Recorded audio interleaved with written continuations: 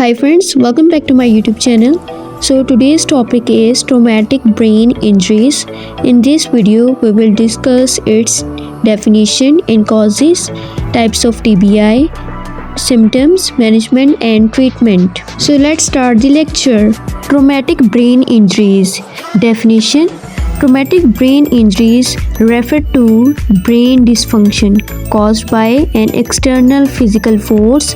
It can be range from mild concussion to severe with life-altering. तो traumatic brain injury क्या होती है? TBI refer to brain dysfunction. Brain dysfunction हो जाता है किसकी वजह से? कोई भी एक्सटर्नल स्ट्रॉन्ग फिजिकल फोर्स की वजह से वो क्या होता है, ट्रोमैटिक ब्रेन इंजरी कॉज हो जाती हैं। और वो क्या होती है, माइल्ड भी हो सकती हैं, सिवियर भी हो सकती हैं एंड लाइफ थ्रेटनिंग भी हो सकती हैं। और उसके कॉजेज क्या हैं वो हम आगे पढ़ते हैं। Now what are the common causes of traumatic brain injuries? So first पे हमारे पास आता है fall. This is the leading cause of TBI, मतलब most होता है particularly in older adult and young children. तो fall mostly common cause है हमारा brain injury में। नंबर सेकंड पे हमारे पास आता है motor vehicle accidents like car, motorcycles or bike cycle crashes are the most common cause of severe TBI, जिसमें क्या होता है severe injuries हो जाती हैं हमारे पास किसमें, कार और मोटरसाइकिल में। Now the third one cause is sports injuries, contact sport, for example football or activities with the risk of fall. For example, skiing can result in TBI, traumatic brain injuries. Number 4 cause is the assault and violence. This include gunshots wounds, domestic violence and shaken baby syndrome. तो हमारे पास sports injury आ गई, assault आ गया and the last one is exclusive blast और combat injuries common in military personnel.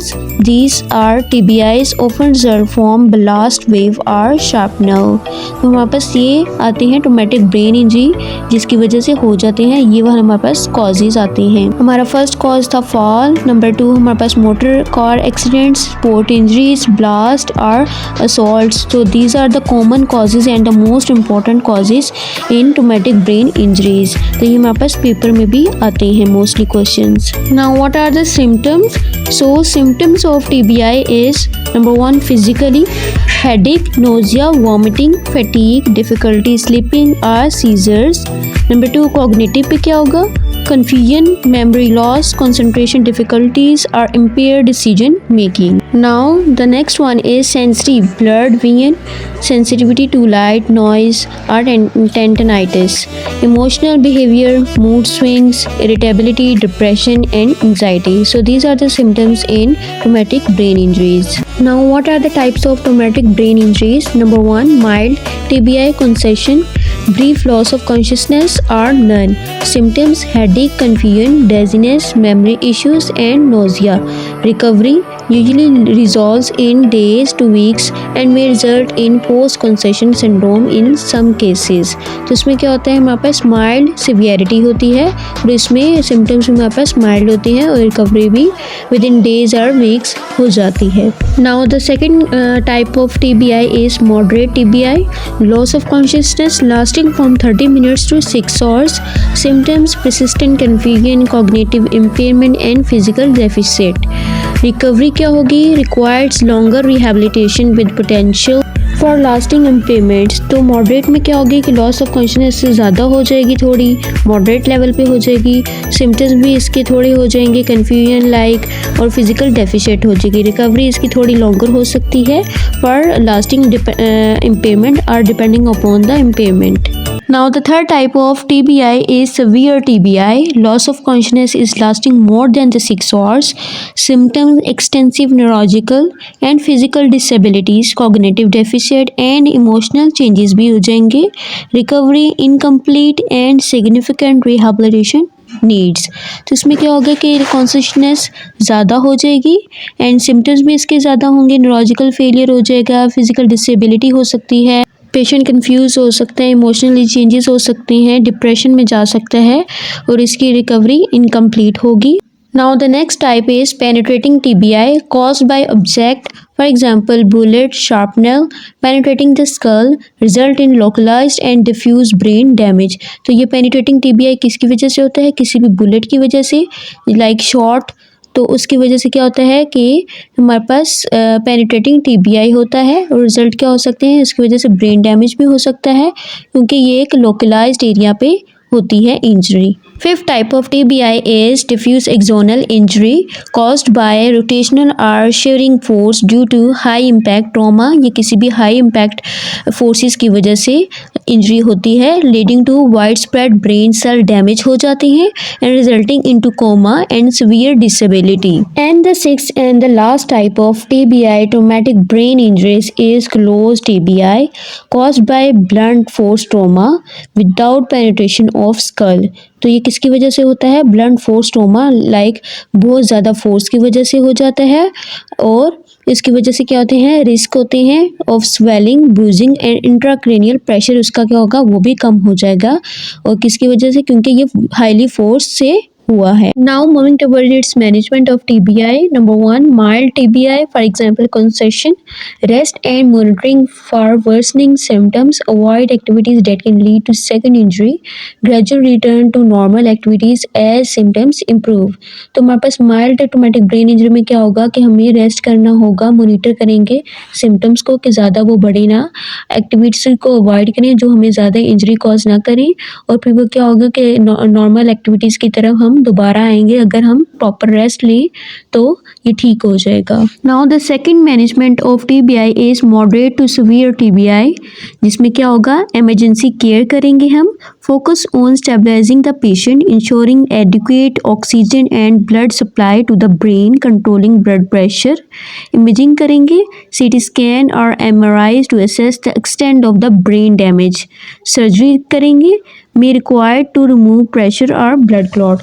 तो इसमें क्या होगा? इमरजेंसी केयर में हम स्टेबल करेंगे पहले पेशेंट को, फिर सप्लाई देखेंगे ऑक्सीजन और ब्लड की टूवर्ड ब्रेन और BP कंट्रोल हो, इमेजिंग करेंगे, CT स्कैन और MRI देखेंगे जिसमें ब्रेन के हम देख सकते हैं कितने एक्सटेंट सीवियरिटी हुई है, और सर्जरी रिक्वायर्ड होगी तो हम देखेंगे कि करनी है depending upon the severity. Now the third management is care and monitoring.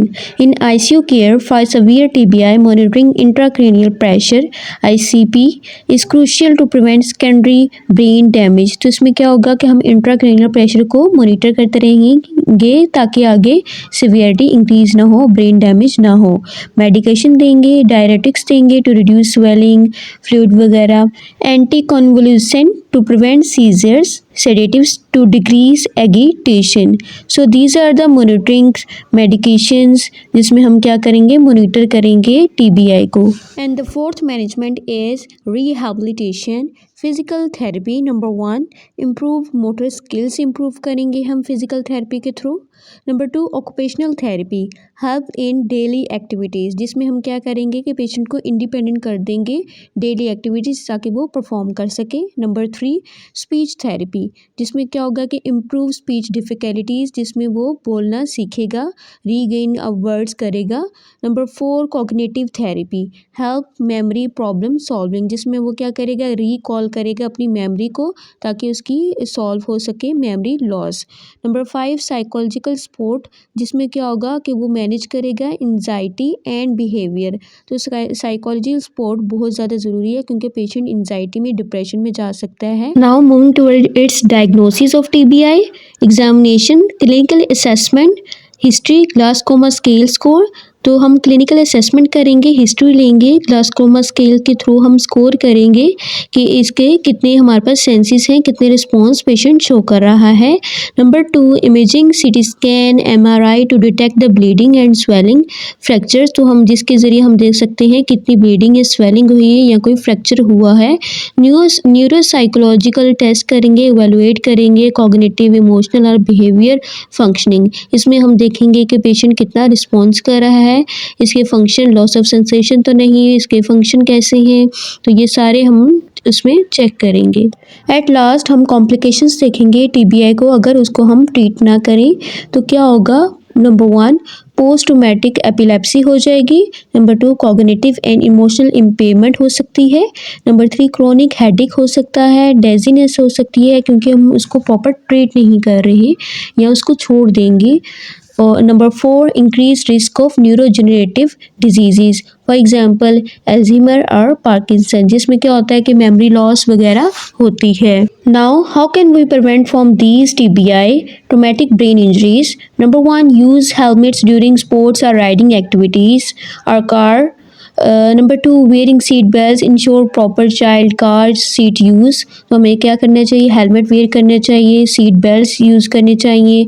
Install safety measures to prevent fall specially for elder and children. तो हमें क्या करना चाहिए, सेफ्टी मेजर्स को लेना चाहिए इन एल्डरली एंड चिल्ड्रन में, क्योंकि उनके फॉल के खदशात ज़्यादा होते हैं। And the last promote awareness about violence and assault prevention. तो हमें इससे भी प्रिवेंट करना चाहिए ताकि टीबीआई इंजरीज ना हो सकें।